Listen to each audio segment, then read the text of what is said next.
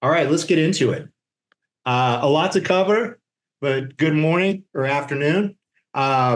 This is the first session of our exclusive three-part webinar series, the Sandler series, Maximize Engagement, Unlock Client Commitment, Master Discovery. My name is Glenn Setchfield, VP of Marketing for DMI, and I'm thrilled to have you all here today. The series has been specifically designed for financial professionals like yourselves with the goal of equipping you with the skills and strategies needed to enhance your client interactions, secure commitments, and truly master the art of discovery. Today's focus is on maximizing engagement, getting people to act on your advice, and keeping them engaged every step of the way. So we are incredibly fortunate to have two exceptional leaders here with us. Eric Warner, the owner of Praxis Growth Advisors. He's our featured presenter today. And he brings a wealth of knowledge and experience in driving client engagement. And co-hosting alongside him is Declan Donahue, the owner and CEO of DMI, and my boss, whose leadership in our industry is completely unparalleled. Remember, by attending all three webinars in this series, you'll gain access to online Sandler education, a $600 value, along with other incentives, including potential marketing reimbursements. So be sure to stick with us throughout this journey. One quick note, please be sure to use the chat and the Q&A function for any questions. And at the end of the presentation, there's going to be a brief survey. Let's dive in and start mastering the strategies to maximize engagement with your clients. Brian, I'll hand it off to you to discuss Eric and the importance of the topic. Great. Thank you, Glenn.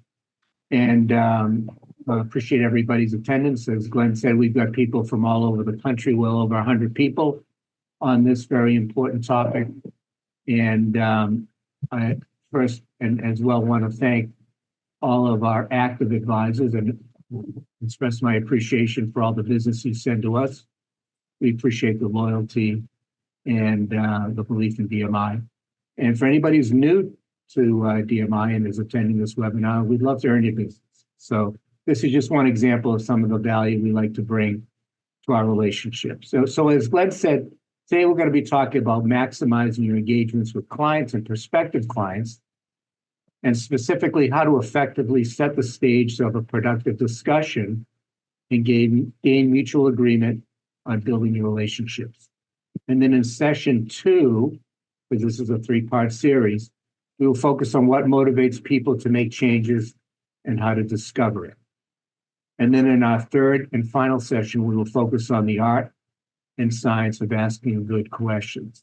And like Glenn said, just as a reminder, if you join all three webinars, attend all three webinars, you'll be able to access some exclusive Sandler online training programs specifically built for financial advisors like you who want to accelerate their business and maintain a healthy growth trajectory. So again, our facilitator is Eric Warner for all three sessions. I've known Eric for over 10 years. He owns Sandler Training here in Boston, Massachusetts. And like many of you, he's the owner of a business that's solely responsible for his success and his company's success.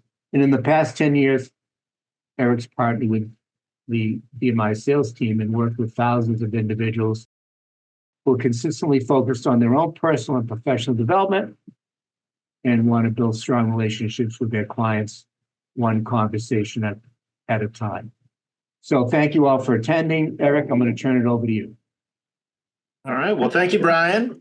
And good day to everyone. Let me start with an appreciation. I know taking an hour out of your day is a big ask, and you've all got lots of things going on. So we're going to try to make this session as productive as possible. As Brian and Glenn mentioned, this is part one of a three-part series. And today we're really going to talk about maximizing the engagement and the conversation that you have with a potential client or maybe an existing client, but really focused on talking about something new, something different, maybe changing something that they're doing in their portfolio. So how do we gain an environment of mutual agreement is what we're going to focus on today. And to help us along with that, I'm going to share my screen with you. So there's a couple of things that we'll do. So first, this is a webinar. I'm going to be sharing a lot of information with you. I'm going to talk to you a little bit about, just in general, what the environment looks like when you're trying to have an engagement with somebody. And then talk a little bit about the dynamics of that conversation that will, may get in the way, and then things that we can do that could perhaps change that dynamic to get things to be a little bit more focused and a little bit more directed. So my expectation of all of you is I'd love to make this as interactive as possible. So in a one-way webinar, sometimes that can be hard. So we use a tool to help with that. It's an interactive slide platform, and how you participate with the interactive slides is there's a QR code that is here on screen. It's right there. If you scan that with your phone, and sorry for the really bad animation there, but if you scan that with your phone, you'll get onto our slide platform. This is an anonymous platform. It does give you the ability to put your name in there if you'd like. You don't have to.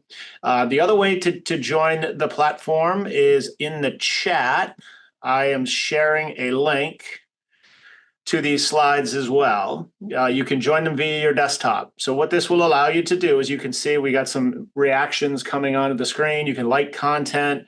You can give me thumbs down if you don't like content. You can, I tell a lot of really poor jokes. So, you can laugh at some of my jokes if you'd like. I'm a trainer with a high need for approval. So if I know that you're engaging, it's useful. So thank you. I appreciate that. I can see them kind of coming across the screen.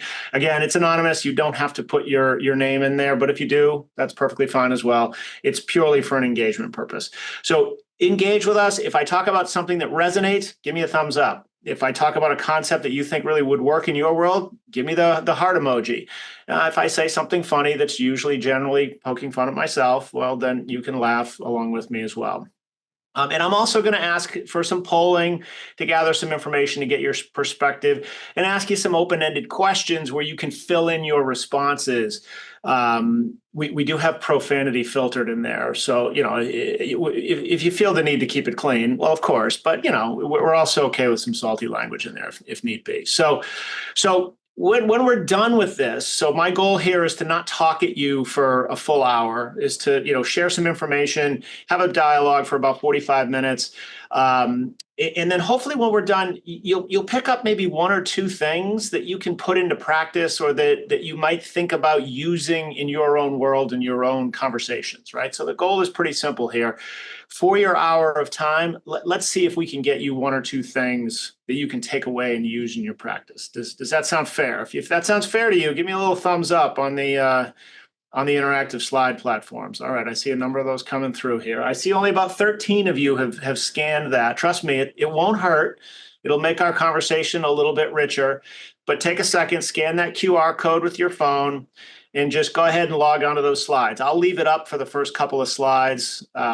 Don't worry, they don't bite in, and I can promise you we're not mining this information for anything other than just for you to get some information here. So let's start with these interactive slides a little bit. And I will, again, post the link again in chat in case somebody wants to go on their desktop. But let me ask you just a basic high-level question. When you think about bringing on a new client, why do they hire you? Right? Why do you get hired by some of your clients? So you should have a box that opened up on your phone that allows you to fill in some answers there. Okay, experience level, right? Could be, experience in some way, right? It could be, the skills that you have. They trust you in some way, shape, or form. Okay, so keep them coming. Okay, skills, experience, referral. Yeah, somebody who knows you and trusts you already has, given you an open door, a reference in some way, shape, or form. Okay, drive. Okay, needs. Yeah, there's something going on in their world that they need help with. Trusted relationship, right? Expertise. Yeah. Okay, having a process to evaluate perhaps what they need and how you can help, etc. Makes sense. Oh, and I just realized I saw the chat in there. I had that set up so it was going to hosts and panelists. So I just gave that. I just put that link if you want to join via your desktop into the chat to everybody. Sorry about that. Thank you for raising that on the question here. Okay. All right. So I see a lot of good answers coming in here, right? So Look, there's a lot of good reasons why people engage with a financial advisor, right? And one of the cool things about this too is I can group these so we can get maybe a slightly smaller list to organize, some of the things that drive us, right? But you all bring a lot of things to the table, right? And in the way that this grouping that I've just done here it brings the things that people said the most, right? So experience and trust, right? Performance, references, and bringing value to the relationship are a lot of the reasons why you get hired in the first place, right? And that's not so different than what polling data tells us about why people get hired, right? So this was research done on people that are actively using a financial planner or financial advisor of some sort, and asked, well, why is it you get hired, right? Top of the list, expertise and knowledge, right? That you are experts. You know your business. You know what it takes to have a good, solid financial plan better than most, right? Personalization, the ability to build something for them, right? It'll save them some time, right? They don't have the time in their life to dedicate to this stuff. Emotional discipline, right? I'm sure we've all bought a stock for something that we thought was really cool, or we've invested in something that we thought would have an amazing skyrocket return because we thought it was really cool and it was exciting and it was fun. And at the end of the day, it didn't work out. I mean, I remember back in the day, I bought 3Com, and then somebody told me that I could have cashed in if I bought the same amount of Budweiser and returned the empty bottles, I would have made more money than I did on my 3Com stock. So look, we bought something based on an emotion that doesn't always work out, right? And then access to resources, right? So the good news here is, people value what you do once they get a chance to know you, right? But there's a downside to this as well. And it's the knowledge and the expertise.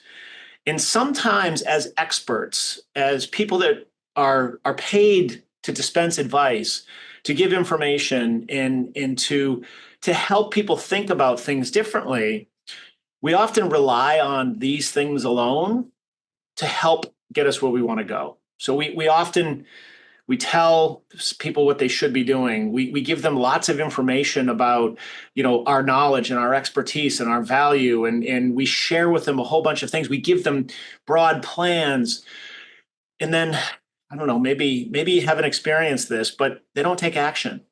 They don't do anything with it. We've shared our expertise, we've shared our knowledge, and they're not doing business with us, or they're not taking those recommendations. I don't know. Any of you ever experienced that before? Right?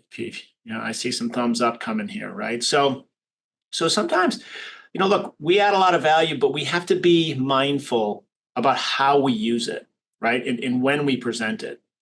So let me ask you a question that maybe you won't like too much, but why do you get fired, right? I mean, look, we've all lost clients, and frankly, losing clients is no fun, right? There's a variety of reasons why that tends to happen, right?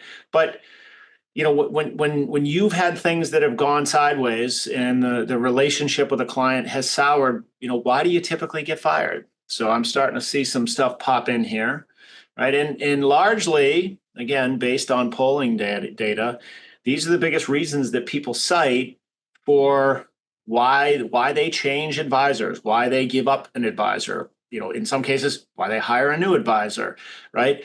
So it's any one of these factors, right? It might be fees, right? Their misunderstanding of what things, the service fees cost, or, if there's commissions involved, and et cetera, right? Trust or conflict of interest, right? They're not sure, are you making a recommendation based on what's good for you or what's good for them and their portfolio?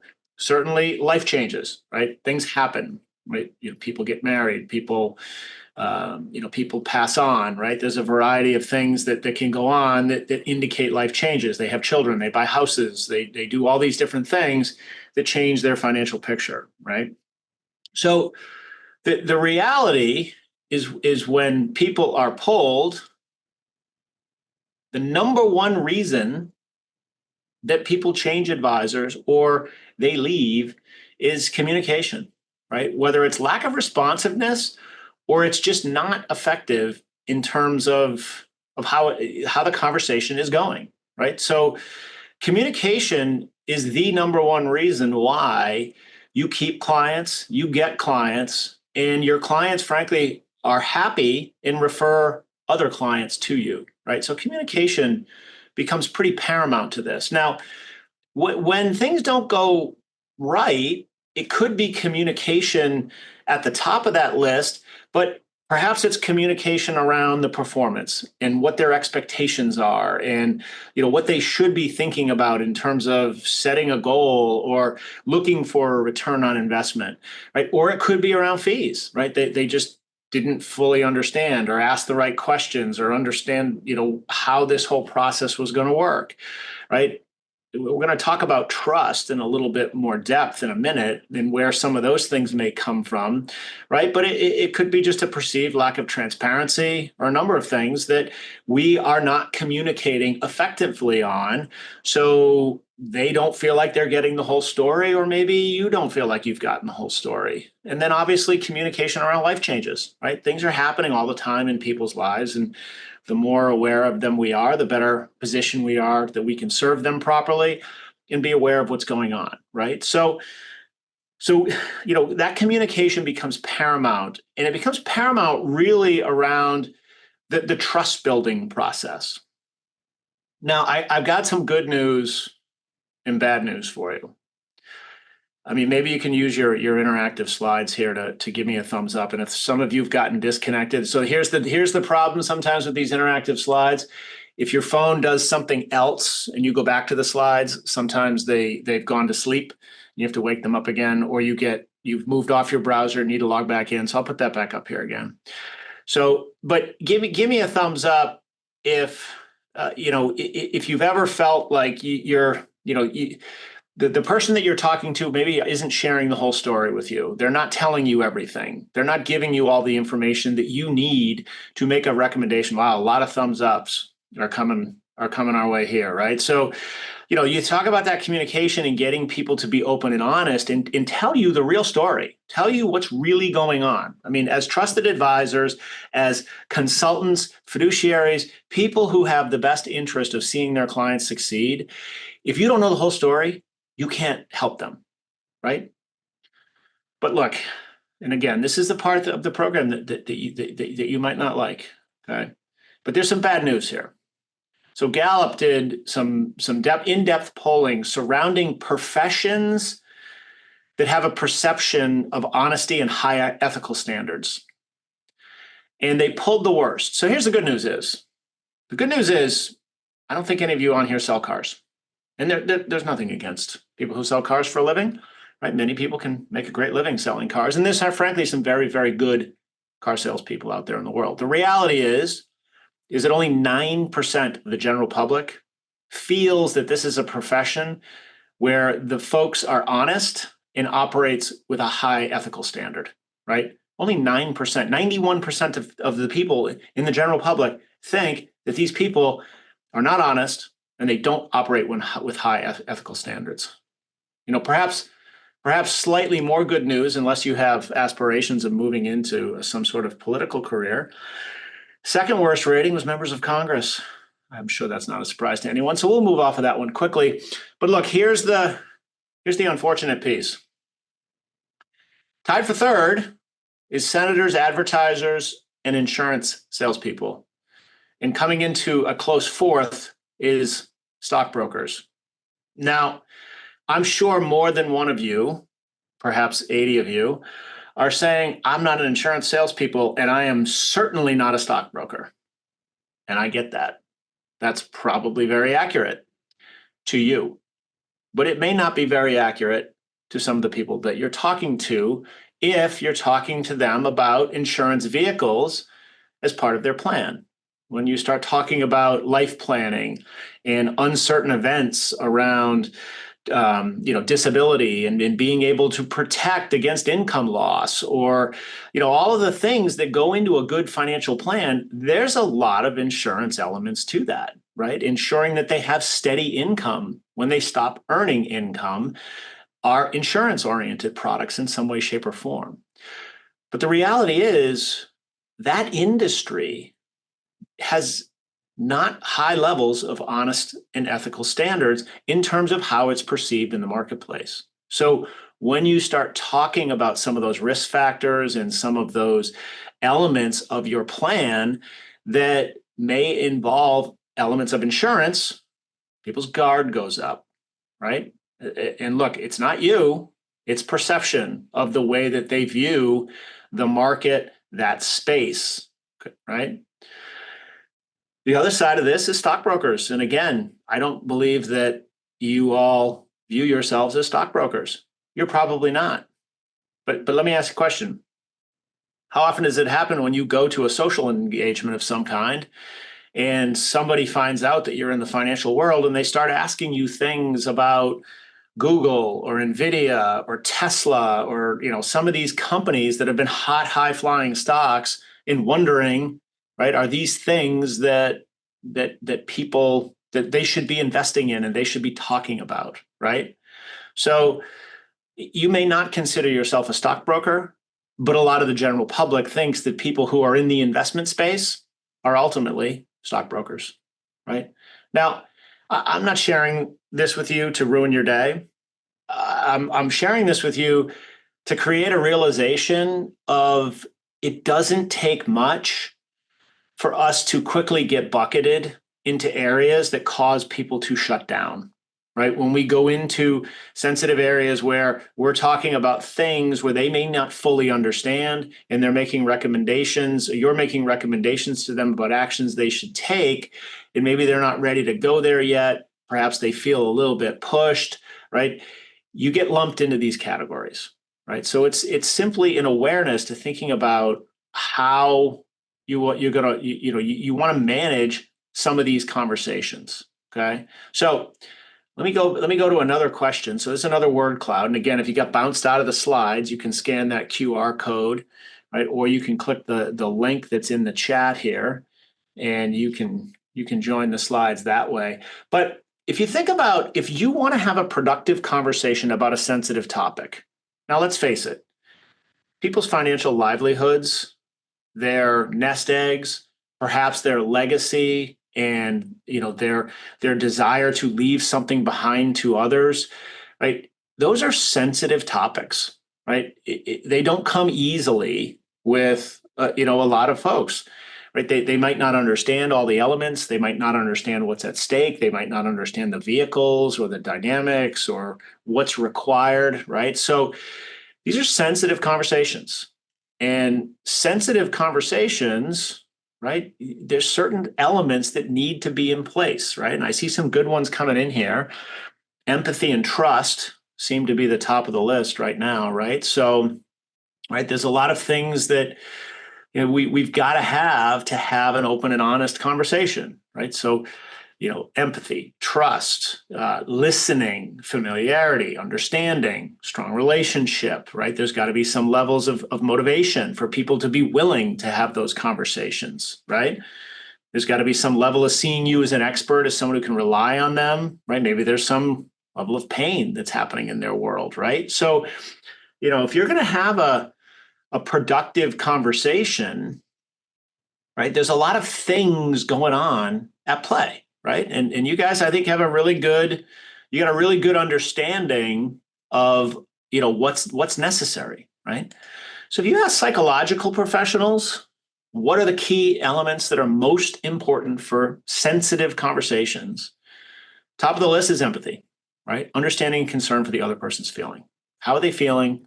Being genuinely concerned about it and being aware of it, right? Clear communication. This one sometimes can be tough, particularly for experts, professionals who are paid to dispense advice around complex topics, right? You got to have clear communication, simple, direct, and frankly, being mindful, which sometimes means getting permission from them to share honesty and truth, right? Active listening. It's hard to be empathetic if you're not hearing what the other person is saying, right? And giving them some of that space to tell you what they're thinking, to tell you what they're feeling, to tell you what their expectations might be, right? Certainly trust, right? Building, maintaining by being honest and transparent in both directions, right? Do they trust you enough to tell you the truth? And do you trust them enough to share with them what really needs to happen, right? And then at the certainly not the bottom of the list, but are we doing this from an equal playing field, right? Are we doing this from operating as peers, as people? I mean, friends see themselves as equals, and friends share things with friends that they don't share with everybody else, right? Because they see them differently, right? So if you're going to have good quality conversations about sensitive topics, right, we've got to be in tune to what the other person is talking about. We've got to have some simplicity of language. It has to be a conversation, right? If you're spending 60 to 70% of the time in your sales calls talking about what the product is, what it does, how it works, where value could be generated from it, that's not an active conversation, right? How do we change that dynamic so trust can be built and respect in a mutual way can be obtained? Fair? So let's transition to a little bit of, how do we manage these dynamics, right? Because we've talked a little bit about, how people may perceive you and what a good conversation looks like versus what a not so good conversation looks like. And how do we manage those dynamics? So let me start with another question. Forgive me, I tend to ask a lot of questions. And again, if you got bounced off the slides, you can scan that QR code that's still up on the screen and you can give your answer here. But when you think about the outcome of an initial discussion, and that initial discussion might be with somebody who's not working with you today, or it's an existing client that you want to talk to about something new. Okay. No, we got names popping in on some of these. I'm sorry about that. I did not. I thought I turned that session off, but I guess I did not. So sorry about that. So a second meeting, right? A sale, right? You want to get a deal done, right? You want to find out their needs, right? You want to get agreement on a next step. You want to get a next scheduled meeting. Okay. You want to get a follow up. You want to find out if there's interest, right? There's a number of things that might create the elements of a good meeting. Clarity, right? Understanding where things are. Pain, right? What's the challenges? What are they trying to solve from? Okay. So there's a couple ways to thinking about, what is a good discussion? And a lot of the things that I'm seeing on here, surround what do you need to get out of the conversation, right? You want a follow-up meeting. You want a next step, right? You want to discover and learn something, right? That you also have the client leaves the conversation feeling peace in solutions, right? We're looking at it from the other side of the view now, right? Clear visions of what the outcomes and how things might be better for them, right? Priority, concerns, okay? Moving to a next step, right? So, there's a lot of different ways to define what a good meeting is, right? And a lot of that is, okay, are we moving to the next step? Are we continuing this conversation? Are we taking action in some way, shape, or form, right? So this kind of brings us to our topic at hand is how do we facilitate these conversations? So it's a mutual piece where people both get what they want out of a conversation. And it's an environment where people feel empowered to share what they want, what they need, why they want it. And they agree to what we may do or not do at the end. So as Brian mentioned at the beginning, I own a license to a company called SANDLER Training. We've been around for a while. Some of you may have heard of SANDLER. And SANDLER is, the way I think about SANDLER is it's a toolbox of tactics that allows you to have better conversations. And in my view, with anybody. I have children that are in the high teens to mid 20s. I'm not going to lie to you. I use a lot of these tactics on them when I need them to do what I need them to do to be productive individuals. I guess as a parent, that's just kind of how you have to look at this, right? But when I think about what Sandler does is it allows us to have better conversations, and it allows us to invite people to have open and honest dialogue with us about things. And in order to do that, we teach a lot of tactics. And the challenge with tactics is sometimes people look at them as, well, they're moves. They're things I'm going to do to this client in this meeting to get them to be honest or get them to do where I want them to go, right? They see them as moves, right? Or they, as a tactic, when you think about it in a conversation, it can be disingenuous if you don't own it, if you're not comfortable with it, and it's not kind of part of who you are, right? So in Sandler, we have a tactic that we call the upfront contract. And the upfront contract at its core is a conversation with the person you're talking to, right? And we frame it out as a buyer, right? Sandler is a selling methodology. And I know many of you don't view yourselves as sales professionals, which I think is probably fair. You're not sales professionals. However, if people are not investing in what you're advising them to do, well, then you don't have a business to operate and investments to run and advice to dispense to give value to folks. So most of these relationships start with a sale of some sort, right? So when we think about talking to somebody who we need to move in the direction we want them to go, which is potentially to do business with us, it's a conversation with the buyer where you'll agree and possibly not agree to what's going to happen during this interaction, okay? Some might say, well, it's just an agenda on steroids. Well, that's fair. It can be.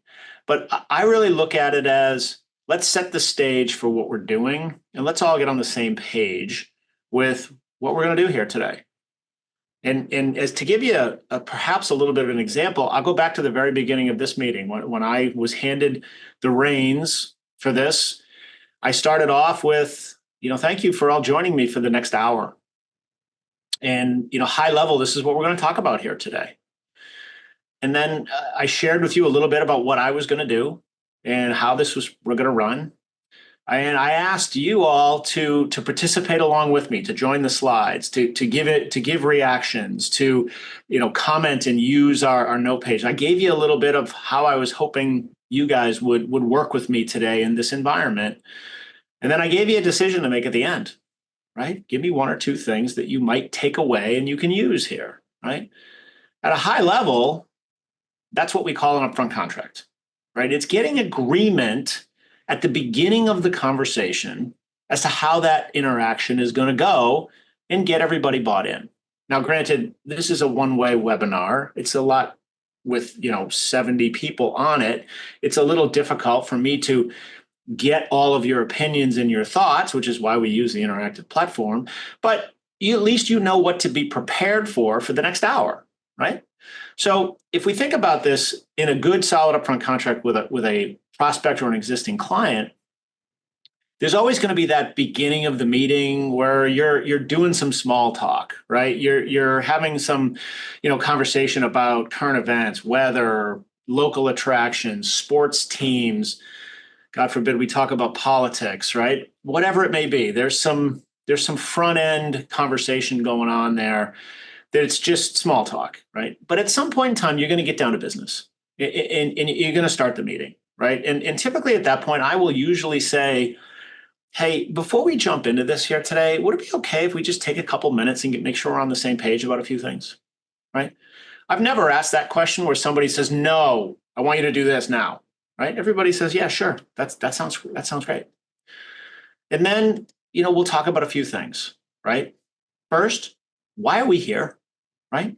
So listen, I appreciate you taking the time with me today to perhaps talk about mitigating some risk in your portfolio or some options that might exist for adjusting your future income streams. Whatever it is that you decided that you were going to get together with them on today, let's make sure that that's still what they're prepared to talk about or why they think they're meeting with you. Because look, let's face it, people don't always remember. They see a meeting on the calendar and they go, oh, I'm supposed to meet with Joe today. That's great. What are we talking about again? And they just don't remember. Fair? I don't know. Maybe none of you have ever experienced that, but I run into it every now and then, right? So sometimes you got to remind them. Maybe this has never happened to you, but how many times have you been in a meeting where you're prepared for an hour and they tell you, you know what, I got a hard stop at the bottom of the hour. I'm gonna have to cut this meeting short. So, let's just really get into this and let's just get going, right? So, why are we here? And, we had agreed to an hour originally. Does that still work for you? Right? So, are we still here to talk a little bit about, changing the risk profile in your portfolio, changing your long-term potential income annuity streams, and do we still have an hour? So you've asked them two questions about, are we in the right meeting? And do we still have the allotted time that we had set aside for this? Now, this piece, in my opinion, is one of the most important pieces of this. If you are in a meeting with another person, you have an agenda. But guess what? So do they. You may or may not recognize or understand that their agenda and your agenda might not be the same. So this is your opportunity to find out, are we on the same page or not, right? So, and here's another thing. We're all working in a time where buyers are more educated today than they ever have been.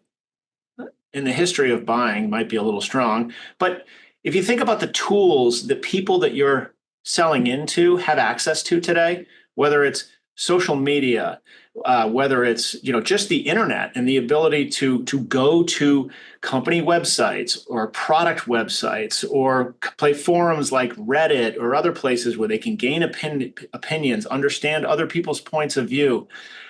It's been researched that almost 80% of a buying decision has already been made before somebody gets involved with an expert, someone who they might be looking for clarity or guidance from. So when you go into a meeting with somebody to talk about a particular topic, you kind of got to figure out where are they in the process, right? So one of the questions that I always like to ask is, okay, so we're talking today a little bit about your desire to create some stability in your future income downstream.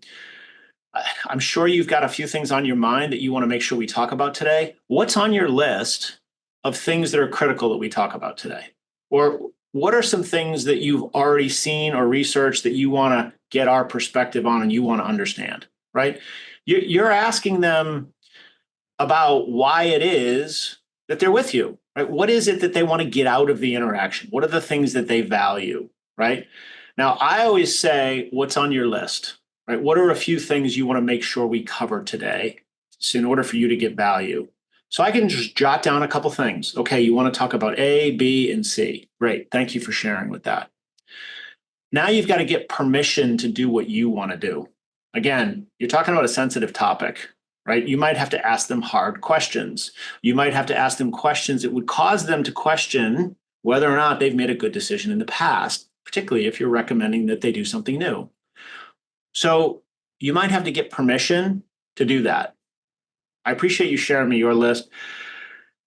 In order for me to give you the answers that might make sense, would it be okay if I asked you a few questions about?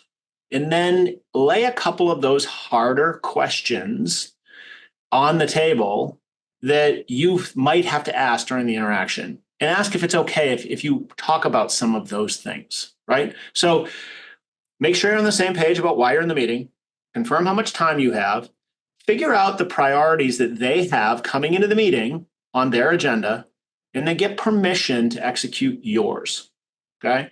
That's 3 pieces. The fourth, let's talk about what could happen at the end of the meeting. And this one, in my opinion, is as critical, if not more critical, than getting the agenda piece right? And the outcomes are largely focused on a couple of things.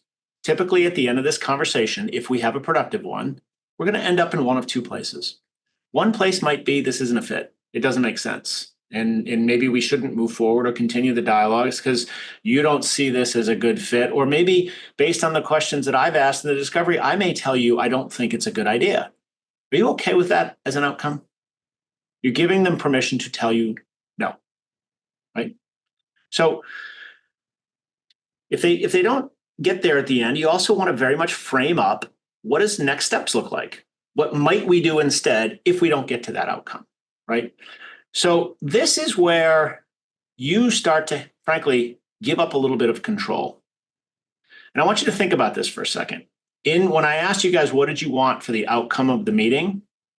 A lot of the answers that I got focused on a follow-up meeting, a next step, right? Or discovering more information about them, right? All great next steps, right? However, some of those next steps are very much focused on the moving forward, the yes.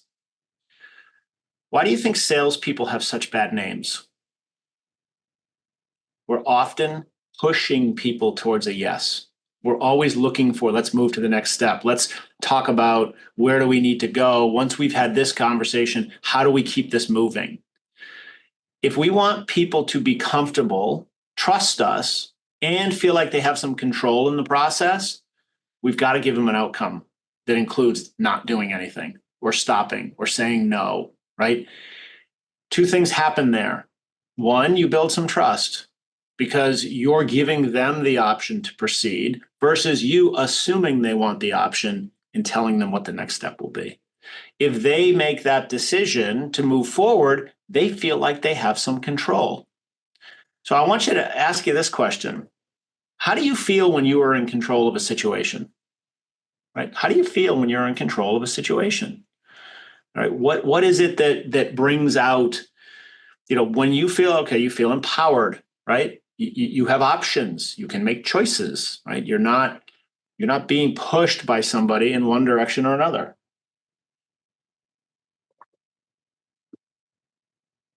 I see many of you typing, so we'll give it a minute here. Okay. Comfortable, you're at ease, you're more relaxed, right? You like to have options. Okay. Confident, relaxed, good, ease, right? So calm, all good things. When you have control, right? Truth has a tendency to come out. So when we use the upfront contract and we get people's input before we start the meeting about why they're there, how long it's going to take, what are the things that are important to them, they give you permission to do what you need to do, and you set the stage for, hey, look, we're having this conversation to find out, does this make any sense, right? Or perhaps, we'll take a next step. There's some control that's achieved there. They feel like they have control because you're giving them options. But I can tell you that most of the time, when you give people an opportunity to say no, they often move towards yes more comfortably. So the reality is, to do a good upfront contract, you have to give them that no option, right? The last step of your upfront contract should sound something like, at the end of this conversation, we may end up in one of two places. First place we may end up is, I don't think this is a good solution for you, or you are not comfortable with this solution, and therefore we won't move forward. Are you going to be comfortable telling me that if we get to the end? I don't know about you, but I'd rather hear, no, I'm not comfortable with this, than chasing somebody who's disappeared on me and I don't know why, right? So give them the option to say no. But if they don't take the option, then give them a yes. Give them, what does yes look like? Because if we have good, solid upfront contracts, they're explicit, right? They're very clear.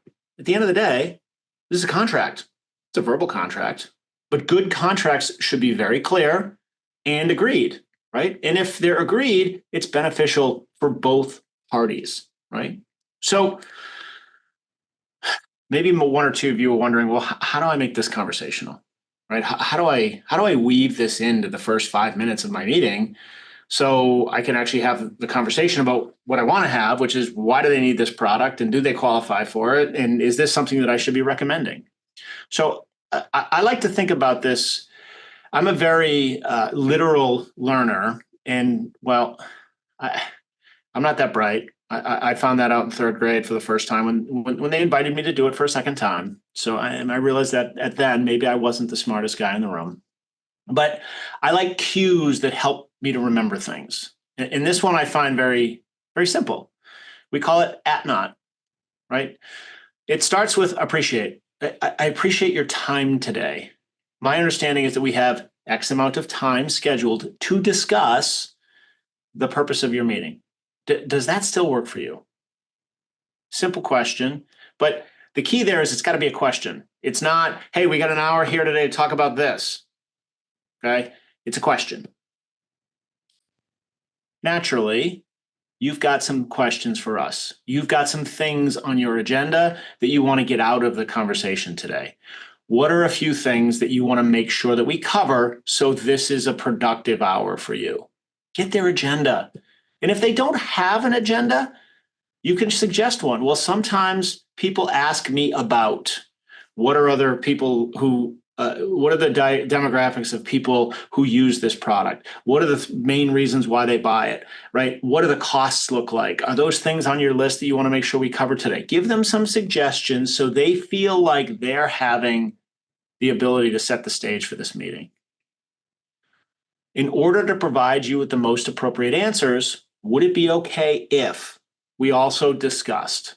Now we get into the things that you need to get done in order for you to get what you need to find their challenges, their issues. I saw some of you put pain in there, which is a Sandler term, which is really the topic of our next webinar, where we talk about what's going to cause somebody to be emotionally compelled to take action, right? So if you're going to try to find that level of depth, you've got to be able to ask some of those questions, right? So you move to the end. Typically, at the end of this meeting, we end up in one of a couple of places. What does no look like, and what does yes look like? Most of the time, one of the hardest, most disciplined things to do here is to offer the no. People don't want to offer the no. You don't get paid unless there's a yes, right? You don't get, progress in your deal unless they tell you a yes. But I can promise you that if you give people the opportunity to say no, one of two things will happen. One is they'll give you the yes instead, and you may be pleasantly surprised with how more often that happens. But two, if they tell you no, they'll tell you why. They'll tell you why they said no. And it might not be a no forever. It might be a no for now because. And now at least you've got clarity about why they will or won't take action, right? So maybe a better outcome than we had before. Now, if we get good at upfront contracts, they should be conversations that we have at the beginning and at the end of every conversation. Upfront contract for what we're doing on this meeting, and then the upfront contract for if they say yes, here's what we'll be doing in our next interaction. And they continue to build throughout the process. So yes, this is a tactic. And yes, it's a tactic that requires preparation, thinking a little bit about the other side of the table and what they may be thinking and feeling and needing in this interaction, thinking about what a no looks like and what a yes looks like, and getting comfortable having that dialogue so you can have this quick conversation before you dive into a meeting. But if we do it right, and set a tight agenda, not a single agenda, but a multi-point agenda. It can give you an end result, make sure you have enough time, and get people committed to either yes or no, right? At the end of the day, we've all been in this business for a long time. People say no. That's okay. I don't care if somebody says no. I want their business. I would love to earn their business. But if the no is there, I'd rather find it sooner than later. And if it is there, I want to understand why, right? So that tactic will help you have better conversations. It'll get people more committed to the outcome because at the end, you can simply say, hey, at the beginning, we said we were going to end up in one of these two places. Where are we? And they're deciding as to what we should do next. They're more committed. Fair? So I asked you at the beginning for one or two things. What is the takeaway you have from today? And do you have an action item? Okay. So some of you may have been bounced from the slides. Look at that. The QR code is still there. And the link is also still in the chat. So just, give me one or two actions. Yep. Communication, right? Tighten, be strong with that communication.